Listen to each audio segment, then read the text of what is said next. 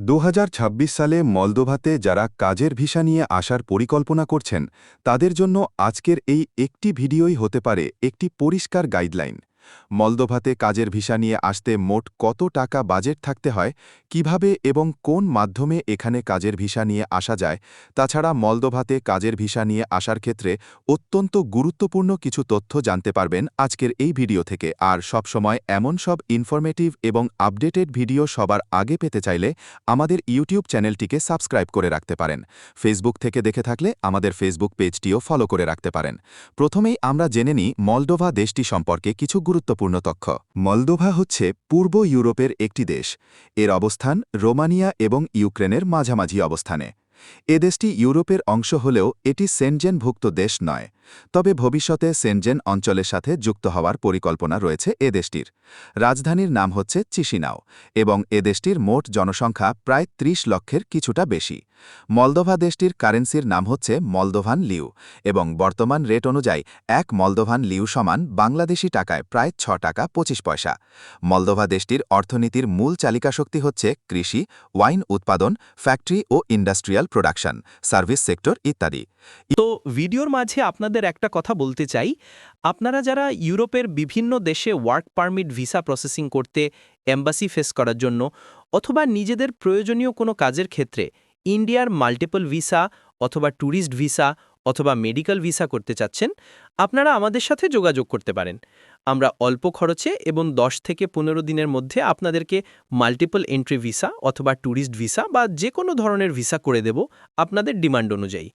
আমাদের সাথে কথা বলতে ডেসক্রিপশনে দেওয়া নাম্বারে যোগাযোগ করতে পারেন এবং স্ক্রিনে দেওয়া নাম্বারে কল করতে পারেন। ঠিক আছে? ইউরোপের অন্যান্য দেশের তুলনায় মলদোভার অর্থনীতি তুলনামূলকভাবে ছোট। তাছাড়াও দেশটির বিশাল অংশক্ষ ও অদক্ষ শ্রমিক রোমানিয়া এবং অন্যান্য ইউরোপীয় দেশে কাজ করে থাকে। আর এই কারণেই মলদোভান সরকার বিভিন্ন দেশ থেকে বিদেশি কর্মীদের ওয়ার্ক ভিসায় আসার সুযোগ দিয়েছে।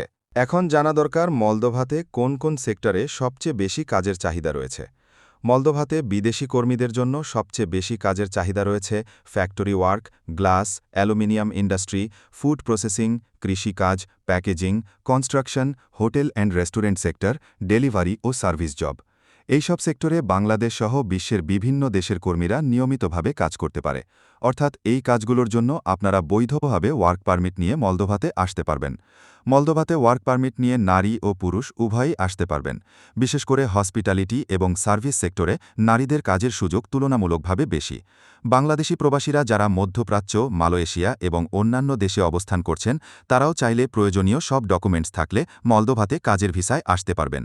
এখন প্রশ্ন হচ্ছে মলদোভাতে মাসিক বেতন কত হয়ে থাকে। মলদোভাতে কাজের ভিসা নিয়ে এলে শুরুতে সাধারণত মাসিক বেতন ৪০০ থেকে ৬০০ ইউরোর মধ্যে হয়ে থাকে, যা বাংলাদেশি টাকায় প্রায় ৬০,০০০ থেকে ৮০,০০০ টাকার সমান। তাছাড়া ওভারটাইম করার সুযোগ থাকলে ইনকাম আরও বেশি হতে পারে। মলদোভাতে বেশিরভাগ কোম্পানি কর্মীদের থাকার ব্যবস্থা করে দেয় এবং কিছু কোম্পানি খাবারের ব্যবস্থাও করে থাকে। ইউরোপীয় পরিবেশ, লাইফস্টাইল, নিরাপত্তা এবং কাজের মানের দিক থেকে মলদোভা মধ্যপ্রাচ্য ও পূর্ব এশিয়ার অনেক দেশের তুলনায় ভালো। তাই আপনারা চাইলে মলদোভাকে একটি এন্ট্রি লেভেল ইউরোপিয়ান কান্ট্রি হিসাবে বিবেচনা করতে পারেন। মলদোভাতে কাজের ভিসায় আসার ক্ষেত্রে সুবিধার পাশাপাশি কিছু অসুবিধাও রয়েছে। যেহেতু মলদোভা সেনজেনভুক্ত দেশ নয়, তাই এখান থেকে অন্যান্য সেনজেনভুক্ত দেশে সরাসরি প্রবেশ করা যায় না। এখানকার স্যালারি অন্যান্য ইউরোপীয় দেশগুলোর তুলনায় কম। এছাড়াও ভাষাগত সমস্যা রয়েছে, কারণ এই দেশে মূলত রোমানিয়ান এবং রুশ ভাষা প্রচলিত। তবে সাধারণভাবে ইউরোপে কাজের অভিজ্ঞতা নেওয়ার জন্য মলদোভা একটি সাশ্রয়ী অপশন হতে পারে। এখন প্রশ্ন হচ্ছে মলদোভাতে কাজের ভিসায় আসতে কত সময় লাগে। বর্তমান সময়ে মলদোভাতে ওয়ার্ক পারমিট ইস্যু হতে সাধারণত ১ থেকে ২ মাস সময় লাগে। এরপর ভিসা প্রসেসিং হতে আরও ২ থেকে ৩ মাস সময় লাগে। অর্থাৎ পুরো প্রসেসিং শেষ হতে মোট ৫ থেকে ৬ মাস সময় হাতে নিয়ে ফাইল প্রসেসিং শুরু করা উচিত। এখন সবচেয়ে গুরুত্বপূর্ণ প্রশ্ন, মলদোভাতে কাজের ভিসায় নিয়ে আসতে কত টাকা খরচ হয়। বাংলাদেশ থেকে যে কোনো একটি সরকার অনুমোদিত এজেন্সির মাধ্যমে মলদোভাতে কাজের ভিসা নিয়ে আসতে হলে সাধারণত খরচ হয় ৮ থেকে ১০ লক্ষ টাকা পর্যন্ত। এই খরচ এজেন্সি, ডকুমেন্টস, ভিসা, টিকিট এবং সার্ভিস চার্জ অনুযায়ী কম বেশি হতে পারে। তাই নিরাপদ থাকার জন্য মিনিমাম ১০ লক্ষ টাকা বাজেট ধরে রাখা ভালো। এখন প্রশ্ন হচ্ছে মলদোভার ভিসা প্রসেসিং হয় কোথা থেকে। যেহেতু বাংলাদেশে মলদোভার কোনো এমবেসি নেই, তাই বাংলাদেশি আবেদনকারীদের D type work visa issue হয় ভারতের নয়াদিল্লিতে অবস্থিত মলদোভান এমবেসি থেকে। এখানে একটি অত্যন্ত গুরুত্বপূর্ণ বিষয় জানিয়ে রাখা দরকার। বর্তমানে কিছু এজেন্সি এবং ব্যক্তি দাবি করে থাকে যে মলদোভাতে ই-ভিসা নিয়ে গিয়েও সরাসরি কাজ করা যায়, যা সম্পূর্ণ ভুল তথ্য। ই-ভিসা শুধুমাত্র একটি শর্ট স্টে ভিসা এবং এটি কখনোই কাজের অনুমতি দেয় না। এখন প্রশ্ন হচ্ছে কিভাবে এবং কার মাধ্যমে আমরা প্রসেসিং করব।